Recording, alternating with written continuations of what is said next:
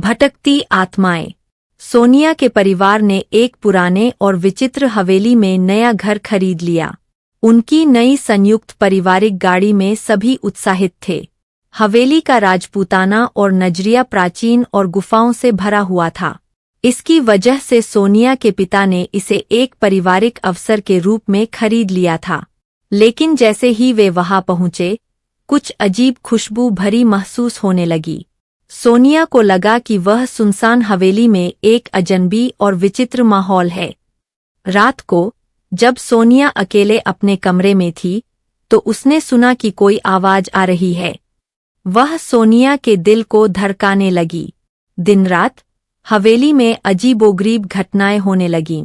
लोगों के गुमशुदा होने लगे, विचित्र आत्माएं दिखाई देने लगीं और हवेली की दीवारें बिल्कुल भीगने लगीं।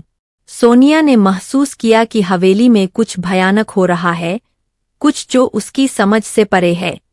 एक दिन सोनिया को एक पुराना पत्र मिला। उसमें लिखा था कि हवेली में एक भटकी हुई आत्मा रहती है, जो अपने आप को मुक्ति के लिए तलाश रही है। सोनिया ने तुरंत उसे ध्यान नहीं दिया, लेकिन वह पत्र उसके दिल में एक संदेश छोड़ गया। वह निर्धारित करने के लिए अकेले हवेली की गहराइयों में जाती है कि क्या यह आत्मा वास्तव में मौजूद है या सिर्फ भ्रम है। जब वह अंधेरे को काटती है, तो वह एक अजीब रूप में रोशनी महसूस करती है और एक भयानक आवाज सुनाई देती है। सोनिया का दिल धड़कने लगा। वह भटकती आत्मा के पास जाती है और वहां उसे एक पुरानी और भयानक कहानी सुनाई जाती है। आत्मा कहती है कि वह जो भी कुछ हो रहा है, वह सच है और उसे सोनिया की मदद चाहिए। उस रात सोनिया और आत्मा मिलकर जाते हैं हवेली के गुफाओं में और उन्हें एक गुप्त स्थान मिलता है जहां एक पुरानी राजसी गद्दी है। वहां एक पुरानी और भयानक सच्चाई सामने आती है। हवेली के पूर्व मालिक ने एक दिन अपनी पत्नी को मार डाला था और फिर अपने आप को भी मार डाला था। इसके बाद उसने अपनी आत्मा को हवेली में बंद कर दिया था।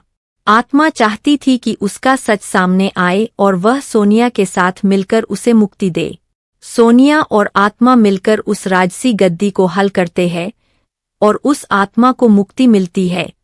हवेली का वातावरण फिर से शांत हो जाता है और सोनिया और उसका परिवार खुशहाली से अपने नए घर में रहते हैं। भटकती आत्माएं की इस कहानी से सोनिया ने सीखा कि कभी-कभी हमें अपने दिल की सुननी चाहिए और भय के डर से परे जाकर सच्चाई को स्वीकार करना चाहिए।